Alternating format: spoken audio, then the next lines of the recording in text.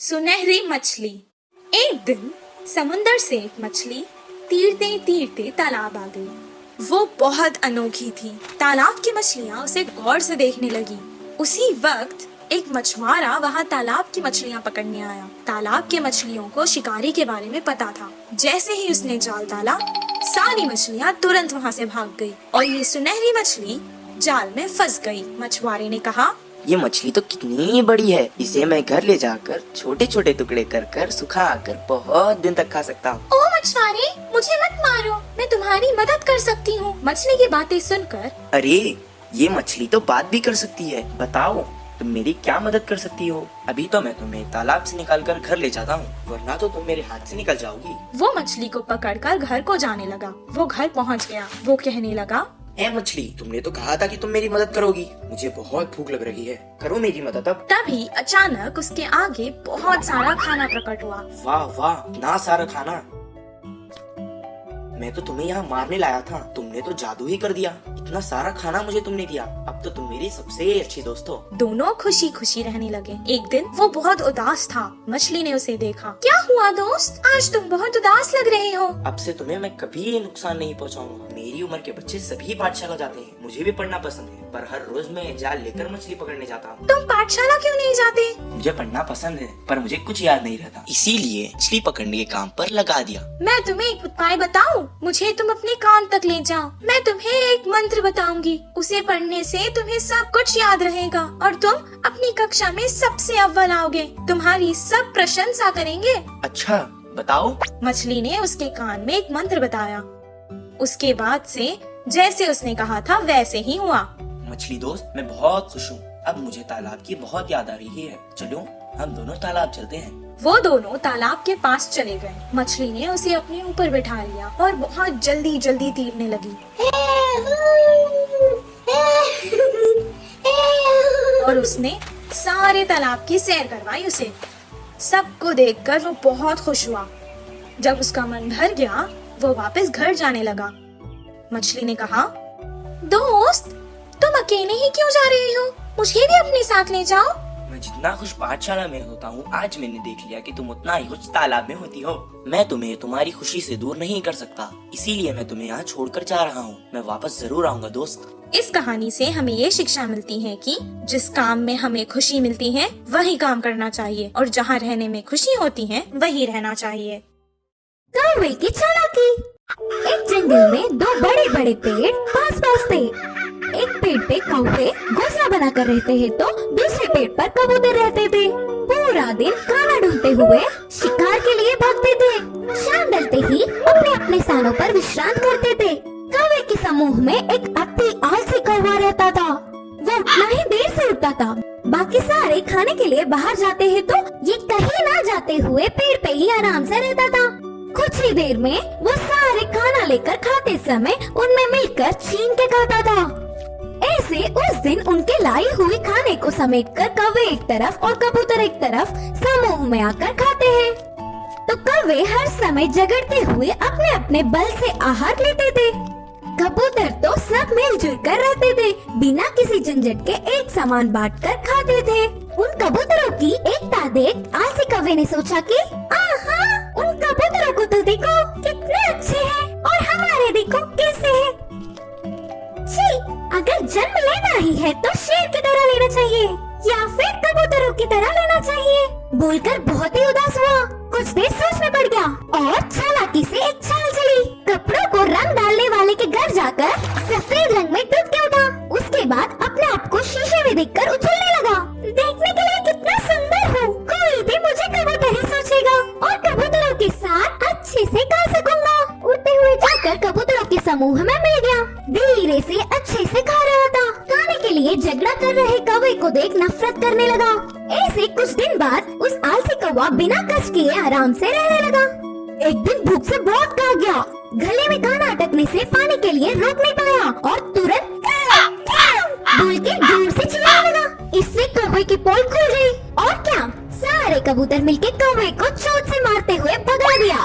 अरे बाबा, थोड़ी भी रहम ना खाते हुए चोट से मार रहे हैं। अब फायदा नहीं, मैं मेरे रूप में बदलना ही ठीक है, बोल के सोचकर पानी में डूबा।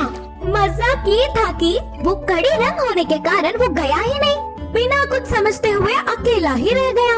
अब देख देख के भूख ना सह पाते हुए आखिर में कौवे के खाना खाकर उनके समूह के पास चिल्लाते हुए आया। वो कोई अजनबी पक्षी है समझकर सारे कौवे एक होकर उसे भगा दिया। उस आलसी कौवे की चाल विफल होकर उसके लोग भी आने नहीं देने से आखिर में अकेला रह गया। इस कहानी की नीति है कि बाजू वालों के लिए भागने से अच्छा हमारे लोगों से खुश रहे। जादुई बिजली। एक गांव में रामू, सोनू और मोनू नामक 3 दोस्त रहा करते थे। रामू एक किसान था। वो खेत में काम करके खुश रहता था। सोनू एक दूध वाला था। मोनू एक दुकानदार था। एक दिन तीनों दोस्त शहर को कुछ काम से गए। काम पूरा होने तक शाम हो गई। शाम को जब वो लौटकर गांव वापस जा रहे थे, उनको जंगल पार करके वापस जाना था। अचानक आसमान में बादल आ गए। कुछ देर तीनों दोस्त एक दूसरे से मशवरा करने लगे। फिर आगे चलते रहे। अचानक बादलों में बिजलियां कड़कना शुरू हो गई। वो डर गए। सोनू ने कहा, बाप रे, बिजली को देख रहे हो? लगता है आज तो हम जंगल में ही फंस जाएंगे। हाँ हाँ, सही कहा तुमने। आज तो ऐसे ही लगता है। बहुत रात हो चुकी है। अब हमें आगे नहीं जाना चाहिए। हम जंगल के बीचों बीच है। अब अगर हम आगे जाएंगे तो भी खतरा है, पीछे जाएंगे तो भी खतरा है। इससे बेहतर है हम आगे चले जाएं। इतना कहकर वो बैलगाड़ी आगे चलाने लगा। थोड़ी दूर जाते ही जोरों की बारिश शुरू हो गई। जंगल में बहुत ज्यादा अंधेरा था और ऊपर से तेज बारिश और बिजलियां कड़क रही थी। ये सब देखकर वो डरने लगे। अचानक उनकी बैलगाड़ी के सामने एक बड़ा सा पत्थर आ गया। तीनों बैलगाड़ी से उतर गए और एक पेड़ के नीचे रुक गए। मैंने तो पहले ही कहा था वापस चले जाएंगे। सब देखो क्या हो गया। तुमने रामू की बात मानी ना, ऐसे ही होना था। पेड़ के नीचे खड़ के वो बारिश के कम होने का इंतजार करने लगे। आसमान से एक बहुत बड़ी बिजली उनके आगे खड़कने लगी। जंगल में बहुत ज्यादा अंधेरा था और ऊपर से तेज बारिश और बिजलियां भी कड़क रही थी। ये सब देखकर वो डरने लगे। उन्हें समझ आ गया था कि ये सब कुछ किसी दुर्घटना की ओर इशारा है। मुझे लगता है कि भगवान में से हम तीनों में किसी एक को सजा देना चाहता है। अब पता नहीं वो हम तीनों में से कौन है। ऐसा ना हो, मुझे लगा है भगवान हम में से किसी पापी को सजा देना चाहता है। अब पता नहीं वो हम तीनों में से कौन है। ऐसा ना हो किसी एक के कारण हम तीनों को सजा मिले। मैंने आज तक कोई पाप नहीं किया। मैं जाकर उस बिजली के आगे खड़ा हो जाता हूँ। अगर मैं पापी हूँ तो मुझे सजा मिलेगी। जैसा उसने कहा था उसे कुछ नहीं हुआ। वो वापस पेड़ के नीचे आकर खड़ गया। मोनू भी अपने मन में सोचने लगा, उसने तो कभी कोई पाप नहीं किया था। सोनू की तरह वो भी बिजली के आगे खड़ गया। उसे भी कुछ नहीं हुआ। अब रामू की बारी थी। वो सोचने लगा कि बाकी दोनों तो बच गए, अब भगवान को उसे ही सजा देनी होगी। लेकिन उसने भी तो कोई पाप नहीं किया था। वो डरते डरते बिजली के आगे खड़ गया। तभी अचानक बिजली वहां से पेड़ की तरफ चली गई और पेड़ के ऊपर गिर गई। पेड़ जल गया और उसके नीचे खड़े सोनू और मोनू मर गए। रामू को कुछ देर तक समझ ही नहीं आया कि आखिर वो क्या रहा है। दोनों दोस्तों की मौत पर वो बहुत दुखी हुआ और रोने लगा। हे भगवान, ये क्या हो गया?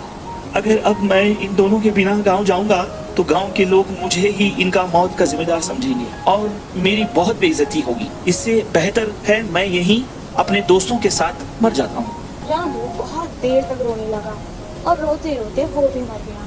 और अचानक एक देवी आकाश से प्रकट हुई और वो रामू की अच्छाई से बहुत खुश हुई, इसलिए उसने तीनों को जीवित कर दिया। रामू, तुम बहुत अच्छे हो इंसान। रामू, तुम बहुत अच्छे इंसान हो। तुमने कभी कोई पाप नहीं किया है। और तुम्हारे ये दोस्त सोनू, ये जो दूध बेचता था उसमें पानी मिलाया करता था और दूध को बहुत महंगे दाम पर बेचता था। तुम्हारा ये दोस्त मोनू, ये जो व्यापार करता था, ये दुकान के सामान में मिलावट करता था और बहुत महंगे दाम पर बेचता था। तुम ही बताओ, क्या ये पाप नहीं? पर तुम बहुत अच्छे हो, सबकी मदद करते हो। तुमने ऐसे पापियों के लिए अपनी जान दे दी। मुझे अच्छा लगा। अब मैंने खुश होकर तुम तीनों को जीवित कर दिया है। सोनू, मोनू, तुम्हारी जिंदगी का कारण आज रामू है। अपने पाप छोड़ दो और अच्छे इंसान बन जाओ। सोनू मोनू ने अपनी गलती का पश्चाताप किया और अपने आप से वादा कर लिया कि अब वो कोई पाप नहीं करेंगे और रामू जैसा अच्छा दोस्त पाकर वो बहुत खुश हुए। तीनों बैलगाड़ी में बैठकर वापस गांव आ गए। अगले ही दिन से वो अपने अपने काम पर लग गए। सोनू अब दूध में पानी बहुत कम मिलाता था और मोनू सही दाम पर सही तोलकर बिना मिलावट वाला सामान बेचता था। इस कहानी से हमें ये शिक्षा मिलती है कि अगर हम अच्छा करेंगे तो हमारे साथ अच्छा ही होगा।